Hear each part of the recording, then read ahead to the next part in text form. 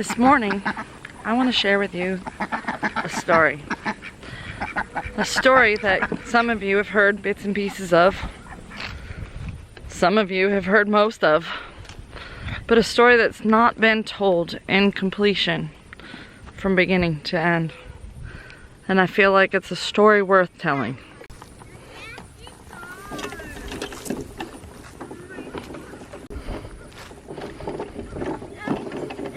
What you doing?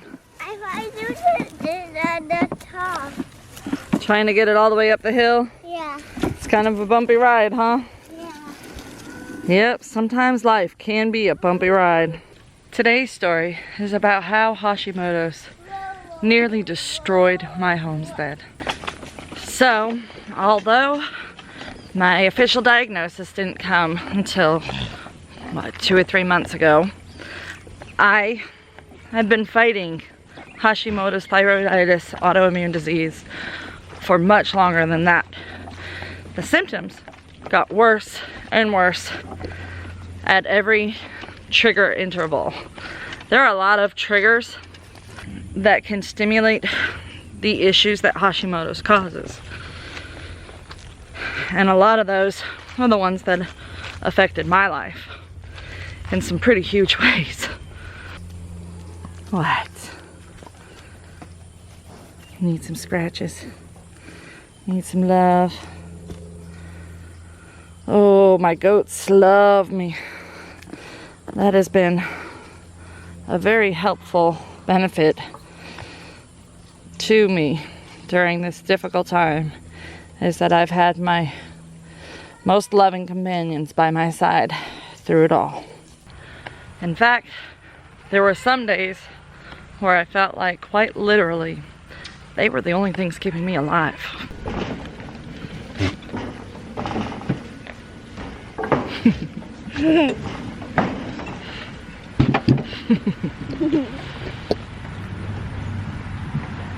Heart's yours, sweetie. Yeah. Yeah. Yeah. So what happened to me was that my Hashimoto's came in gradually over time. I had some symptoms as far back as middle school for sure. You're too big for that tractor. I'm not too big for this tractor. I'm sitting on it just fine. But you're sitting on that. But it's comfortable. So anyway, about 4 years ago, when this little guy was in my belly, I was triggered into a pretty difficult period of time with my thyroid. Pregnancy causes a lot of hormone disruption, so it affected everything with my hormones and my thyroid, and that's when some of my major symptoms really kicked in. You want down? You want to stay up? You want to stay in my lap? Yeah. Okay. So during my pregnancy with Liam, I began to have a lot of pain and a lot of anxiety. I was very, very uncomfortable in my own skin, which was unusual for me because my prior 3 pregnancies were a breeze and very comfortable. So I attributed it to just my old age, you know, that I was too old to be having a baby, you know, that kind of thing that society tries to tell you. And as the symptoms gradually got a little bit worse over time, and then about a year ago, or I guess over a year ago now. Butterfly. Yeah, there's butterflies all over. There's one too. I went through a very, very, very difficult time in my life. And there was a lot of stress. Stress is another big thyroid trigger. So my Hashimoto's was spurred into some more severe symptoms about a year ago. And that was when we were dealing with the mysterious sickness that was killing our goats.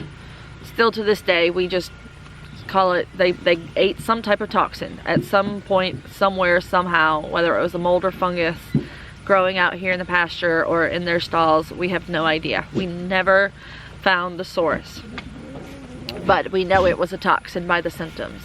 So that stress and that pain that I went through caused me to get worse. It made my thyroid shut down even more.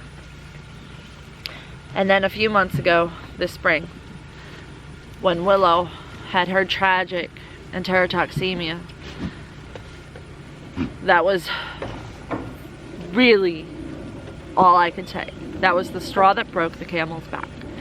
And it threw me completely over the edge. I went from having thyroid issues to being in thyroid failure and adrenal failure too. That's how much stress and pain I was going through. So over the course of this past year, I lost a lot of things to Hashimoto's. A lot of things on this homestead got pushed to the side and forgotten about. Things that were crucial to running a homestead. Things that were crucial to my life and bringing me joy. Every day I came out here and did my chores, and most of those days I did videos. There were some periods of time that I took off to grieve when my goats passed, but for the most part I kept going. I kept pushing forward. I kept pushing through it. I just knew that something had to give. I just knew that I had to keep going, and I had to keep pushing. I had to take care of the animals. I had to take care of the farm, and that there was nothing I could do about my own internal struggle. What was going on in my body, in my mind, I just assumed was various degrees of depression or getting old or just things like that, that I just felt like there was nothing I could do about. I thought I was gonna have to face that was my life now. Until things got so bad that Ryan knew it wasn't normal. He knew something was very, very wrong with me. And that's when I went to talk to the doctor. I said Fishman's house. Oh. The very first conversation with that doctor, he took one look at me and he said, "You're in thyroid failure. Can you come back in for an appointment?" And he knew just by looking at signs and clues in my body that there was something seriously wrong with me. And then from talking with me and hearing about some of my symptoms, it confirmed his fears that I had a serious thyroid issue that needed to be addressed immediately. And thank God he did. Thank God he said those words. I thought at first he's just being dramatic, you know, like that was a pretty big statement for a doctor to make. And he sent me for the labs and they came back and I was like, oh, well, yeah, you're right. I have Hashimoto's. I have Hashimoto's and didn't even know it. I've been struggling and fighting and thinking that there was just something wrong with me in my head. Thinking that just there was something wrong with my body because it hurts so much, and I just attributed it to old age, and I guess I just can't do as much as I thought I could type feelings. And to find out that there was actually something explainable, something that told me why I couldn't do the things that I wanted to do, made me feel so much stronger and so much better almost instantly. And then I had to make the big changes. But before those changes happened, we lost a whole year of gardening. We lost a lot of things that we could have accomplished. This year was supposed to be the first year that I went to the farmers markets and sold my produce and sold my eggs and milk. I couldn't even drive, guys. I have been unable to drive. That is how severe my anxiety level had gotten to. That driving isn't even something I can do still. I didn't share that with many people. I didn't tell many people that I wasn't driving. I just was embarrassed. I was ashamed. I thought it meant that I was like something wrong in my head, you know? And to know now that all of those things wrong in my head were caused by the Hashimoto's. It's a relief. And to see and feel the differences and changes in my body since I started treating the Hashimoto's has been incredible. So although I lost my garden for a year, I lost my dream of becoming a market gardener, I think I've pretty much lost that dream altogether now. Because even though I'm feeling quite a bit better now, I still have bad days. Days where it's hard for me to move. Days where it's hard for me to do a lot. And it's something that I will have to face for the rest of my life. And to have a farmer's market set up would be a huge commitment that I don't know that I can make. So next year I'm going to try things a little bit differently and set up a day that people can come and pick up stuff. That's going to be it. Whatever anybody comes and gets, they get. And if they don't, they don't. And that'll just have to be good enough for us. Because that's what my health is dictating. During the time that I was struggling, I let a lot of other things slide too. I didn't keep as close a check on my goats as I normally do. Typically I spend a lot of time out here with them. I couldn't spend time out here. I would get my basic chores done, get them fed, milked, and put out to pasture, and I would go inside. I would do it as quick as I could. And so I wasn't checking things like eyelids and hooves, and they did get worse than they've ever been. I wouldn't say that they got to the point where it was neglect, but it was definitely not the perfect scenario that I have tried to keep my goats with. Maintaining herd health is extremely important to me, and when I look back on it now, I see where I could have done more to maintain health, and I didn't because I was sick. So when we went through that whole herd evaluation, we trimmed everybody's hooves. Nobody was bad, nobody's toenails were curling, but they all needed it really bad, like worse than I've ever had to. Everybody needed it, and I felt a lot of guilt for that, but I also have to know that I have to forgive myself for that. And about a week before that, I was checking everybody's eyelids, and that was something that I used to do every week. Everybody's eyelids got checked every week. And gradually, as I got sicker and sicker, I just stopped doing it. And I would just occasionally check someone's eyelids when they had diarrhea or something. I stopped doing my weekly look at the farmstead score. About a week before we did our whole herd evaluation, I checked one of the goat's eyelids. Just out of the blue. No reason. I was just checking her. I was checking everybody. One of them had white eyelids. Completely white. One of our goats got very, very close to dying from anemia from parasites. I'll tell you all about that story in a different video. I haven't been ready to tell the story yet, so it's a long one. I'll leave it to another video. But I knew that the reason why that had happened is because I had failed to be checking the eyelids every week because I didn't feel well. So this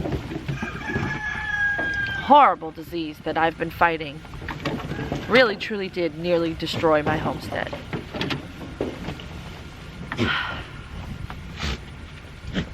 It took away my garden. It took away my farmer's market hopes and dreams. And it almost took away the life of one of my goats.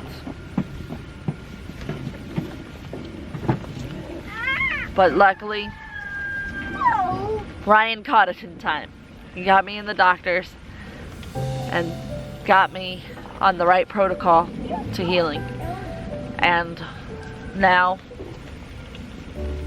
after going through a couple of months of this protocol and working on my health, I can honestly say that I've saved the homestead. The garden is back. It may not be huge, but it's a wonderful fall garden started. And it's getting better every day. The goats are back in tip-top shape. We have pink eyelids on everybody.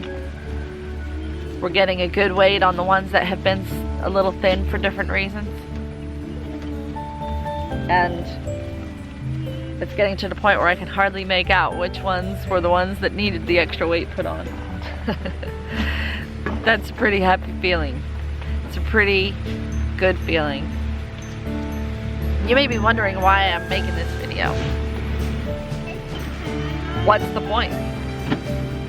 Well, for me, I felt like it was very important to make this video so that I could share with you guys that even when life hands you situations that nearly destroy you, or your homestead, or your dreams, you can overcome it. You can fight through it. Even when I was at my darkest, I was not about to give up. I kept pushing because I was not going to give up on my dreams. There was no way, even though I didn't get to go to the farmer's market this year, I knew that there was another year coming. Another year that I could try that again if I chose to. But I wasn't going to give up my dream of creating the finest dairy herd in Georgia. And I feel like, although they may not be perfect in every way, they're perfect in most ways. And they are perfect for me. And considering what I've dealt with this year, yeah, they definitely made it through with me. And they helped me through it. And for that, I'm grateful.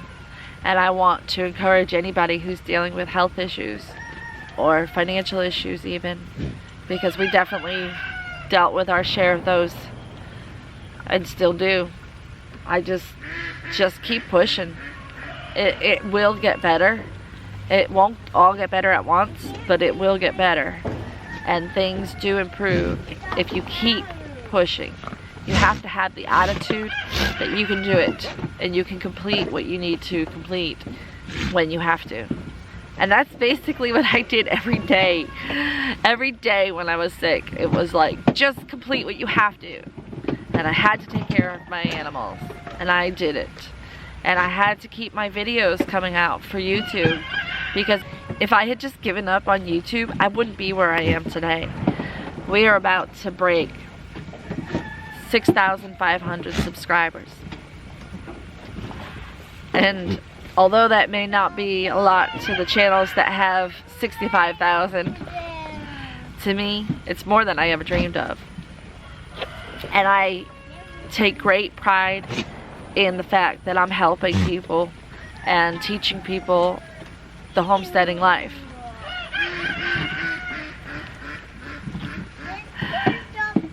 And I thank you guys for sticking with me through these hard times and struggling through some of my lesser quality videos and some of the sadder videos, and just sticking by my side and encouraging me, because the encouragement I got from my subscribers was about equal to the love I was getting from these goats that was healing me. You guys have been amazing. You guys have been my rock. Most of you have been there from the start and stood by my side through it all. Thank you for that. I couldn't have done it without you. Or you. I love you. I love you too. You want to say goodbye to everybody? Yeah. Bye-bye, everybody.